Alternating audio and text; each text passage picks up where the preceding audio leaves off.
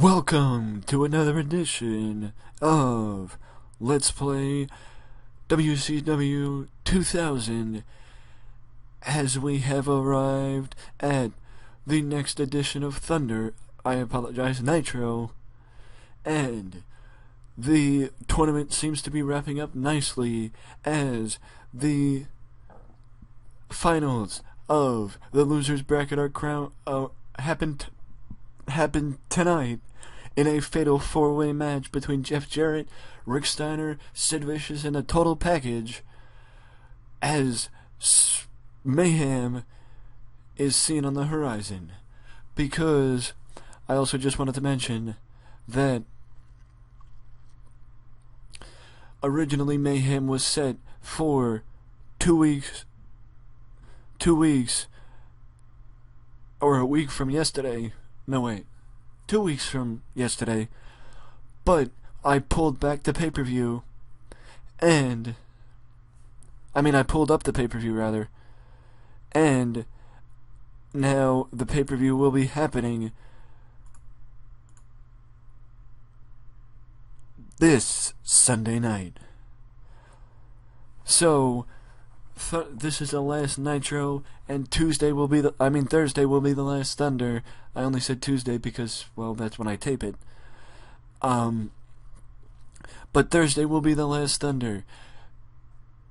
And tonight is the last Nitro as we head towards our first pay-per-view of the year in Mayhem, where we will not only crown the new WCW World Heavyweight Champion as the field gets narrowed down even further tonight, but the Revolution and the Filthy Animals will settle the score this Sunday as Kidman, Mysterio, and Conan will team up in a six-man tag team match against Douglas, Perry Saturn, and Dean Malenko. Winner take all. The end of the feud between the Revolution and the Filthy Animals happens this Sunday, live on pay-per-view. And also, you will see the Outsiders go up against the Harlem Heat this Sunday as well. And if that wasn't enough, this Sunday you will see the crowning of the new WCW United States Heavyweight Champion, as that is the last title without a champion. And this Sunday, you will find out who the new United States Champion is. But that's all happening this Sunday. We still gotta get through Nitro and Thunder before the pay-per-view, so let me stop talking and let's get to the show. The first match tonight is a pre-show match between Terry Funk and CM Punk. Yes, I realize that rhymes, but I had to give Punk, or at this point in Punk's career, he is still a youngster and an upstart, per se. So, going against a veteran like Funk is good for CM Punk.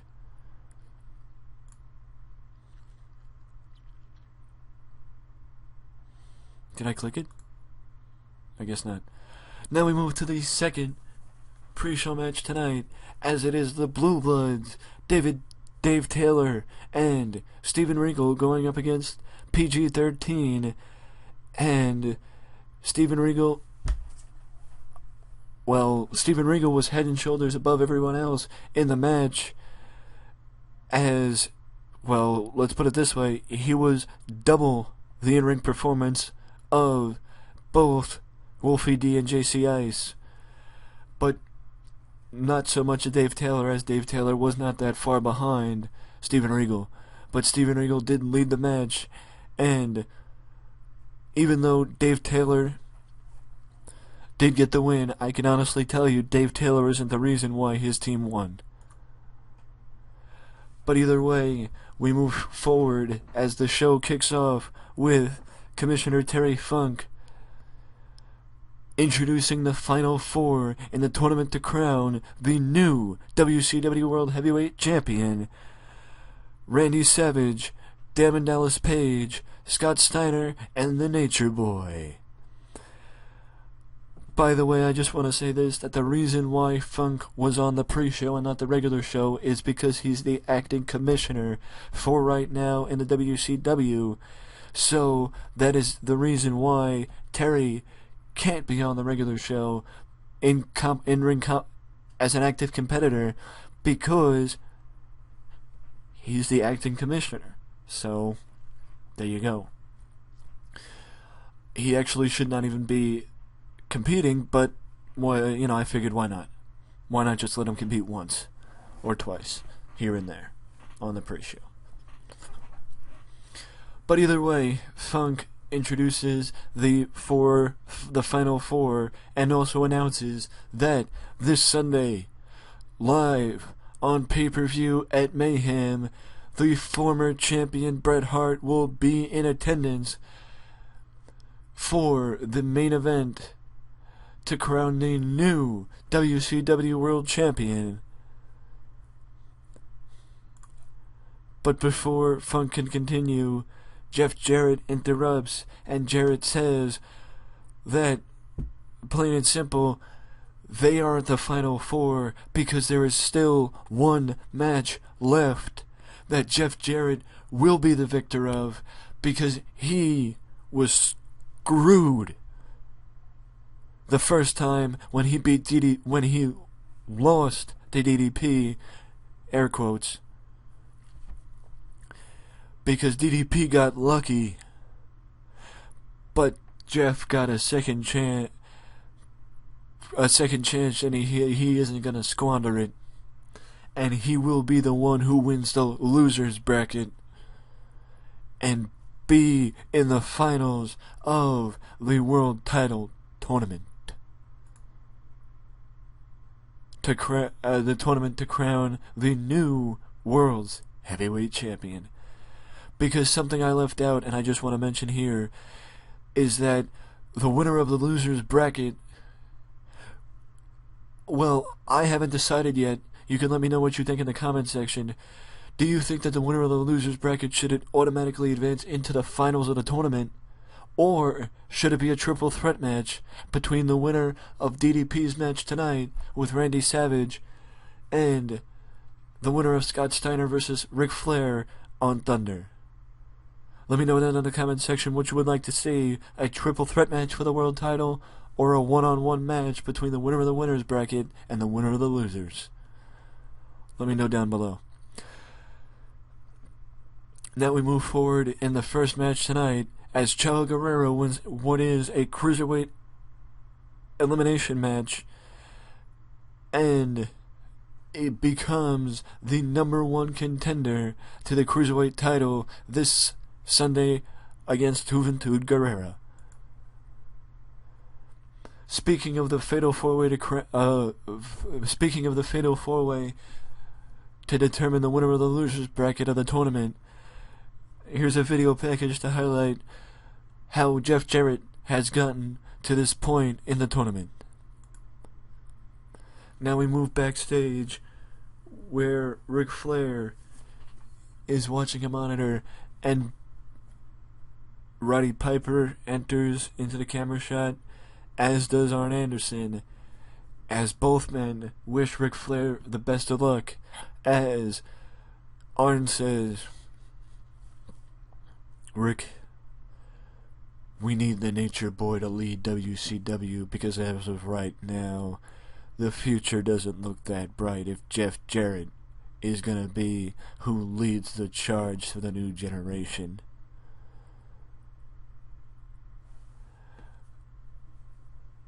Arn, Roddy, you've known me for a long time, and you know me. I'm the best in this company, and nobody holds down the Nature Boy. I'm gonna be world champion once again. after weeks of anticipation, after weeks of vignettes, well, 2 weeks of vignettes, the American Nightmare makes his debut against Buzzkill and gets the win in a short match here tonight. Would you? Okay.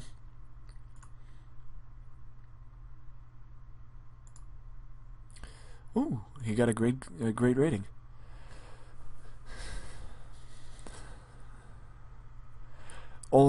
He grabs a mic and all he says is, "Your nightmare has arrived."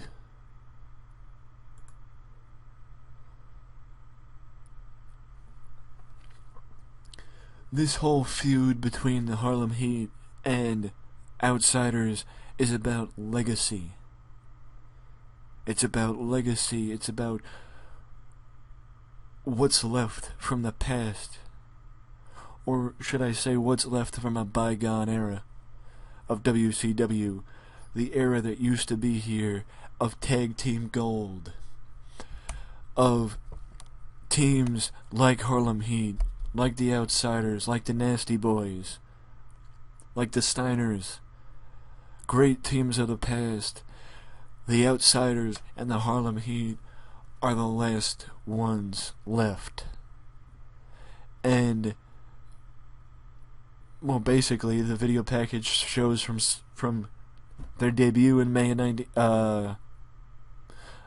June of '96 to now. Or it was supposed to, as they interrupt during the video package, and you hear Nash, the video package is going on, and you hear Nash saying, "Shut this video off." Then it cuts to Hall, and Hall does his survey, and he says, "I want to take a little survey. Who here wants to watch the rest of this video?" You hear old chorus of boos, so on and so forth. They cut through the promo. I am sort of apologizing right now because I want to apologize because that promo really wasn't nothing. Because I want to rush through this to get to this. I wanted to rush through it to get to this because I want to see how Scott Hall and Kevin Nash did in the ring.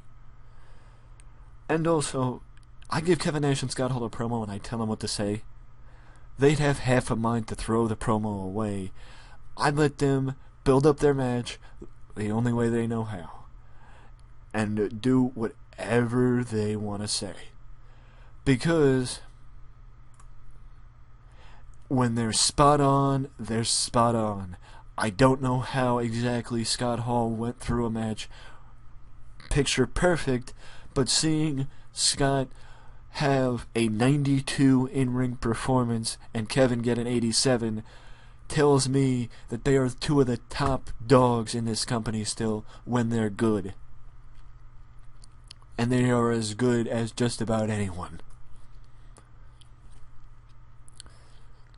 Jeff is looking for help for his match later tonight, for somebody to watch his back and make sure he's the one that walks out of the match, the winner. But none of them stand up and say that they got his back. Could there be tension rising up in the NWO? Well, you'll have to find out later, because Bam Bam Bigelow issues another open challenge for anyone backstage to come out and face him for his Hardcore Championship. And the challenge is accepted by ECW alumni Axel Rotten. And once again, Bam Bam sends the challenger packing And yes, I'm well aware that it just keeps coming up. Bam Bam doesn't like hardcore matches, but it's such a good thing. It's such a good thing. You know, it's such a good thing. I don't know how, number one, he doesn't like hardcore matches, because he was the centerpiece of the WCW hardcore division until he walked away. And number two, it just fits.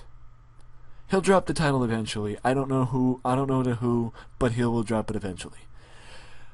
Speaking of video packages, much like earlier tonight, we get a video package highlighting how Rick Steiner got to this point.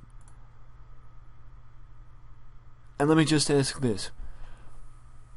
Would you have expected me to give you a video package of how winners got to this point in the tournament, or how losers got to this point in the tournament? If it was me, I would say winners. Because who cares how losers got to this point? That's why I did it. I'm throwing a lot of different stuff at the wall and just seeing what sticks. I mentioned this before the show started. This Sunday, you will have the Revolution versus the Filthy Animals. Winner take all, one last time. And that's why tonight, Douglas versed Kidman, and that's why Douglas won. Well, actually, Douglas won because Mysterio and Conan made it to the finals. Malenko and Saturn did not. The Animals got the better of them in the to begin with. Now it's. I'm not saying that this is the end of it. You could see any other team members again. There will likely be another match on Thunder. I apologize for not knowing what to say, but let's just say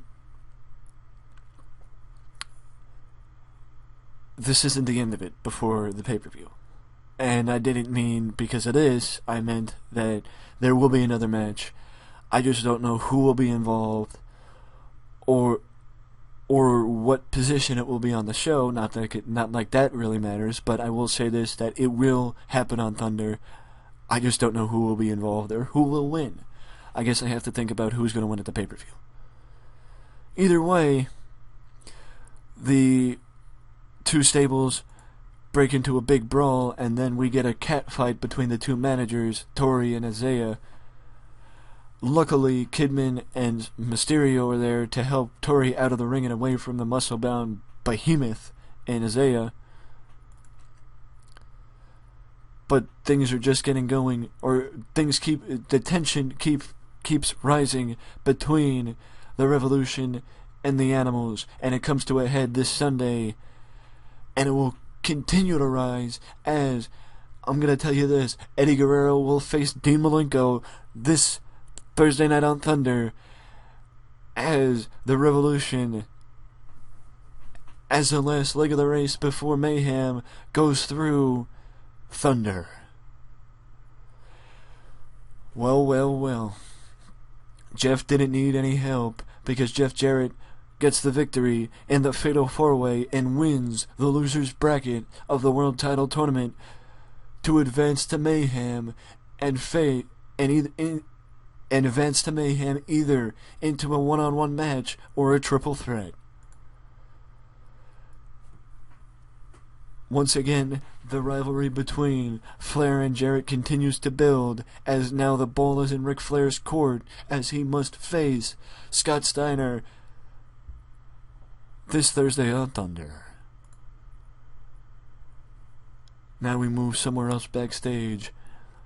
We move backstage as DDP is walking backstage and bumps into Randy Savage, and it seems like Randy and DDP are borderline getting into a fight for whatever reason. But then all we hear is Savage shouting, "I'll see you in the ring, I'll see you in the ring, I'll see you in the ring." And then we head to a commercial break. And when we come back, we get our main event, Diamond Dallas Page against Randy Savage, the second to last winner's bracket world title tournament match. Two of the top rivals in WCW, or two guys who produced one of the best rivalries in WCW back in 1997, go head to head tonight on Nitro as DDP gets the win, and much like Jarrett, advances to Mayhem, either into a triple threat match or a singles match. I will likely make the decision off camera, and I will also be taking your comments into consideration. Wow. Talk about an awkward surprise. Much if you thought that this show was awkward or not well put together, well, it's WCW. What do you expect? But that's beside the point. The point is, we increased our popularity in 23 regions and only lost popularity in one region with this show, and our final rating was a 73. I gotta say, I'm shocked that this show did that good, because I did not expect this show to do half as good as this rating tells us, or even give us as much a popularity boost as it did. But let me just say this: we still have one more show before Mayhem, and I can tell you this much: Harlem Heat will face the Outsiders in a tag team match at Mayhem. As well, you will see Chavo Guerrero versus Hoovy for the Cruiserweight title. And you will see another open challenge from Bam Bam Bigelow for the Hardcore title this Sunday on pay-per-view. And if that wasn't enough, a 6-man tag team match between the Revolution and the Animals, where their feud comes to a head. And, as I promised at the beginning of the show, the United States title will have a champion come the end of Mayhem this Sunday, as every title will have a title holder after Mayhem this Sunday. But tune in. That doesn't mean you could skip Thunder, because Scott Steiner versus Ric Flair is set as the main event, and Eddie Guerrero versus Dean Malenko will take place on Thunder as well. And that's not all.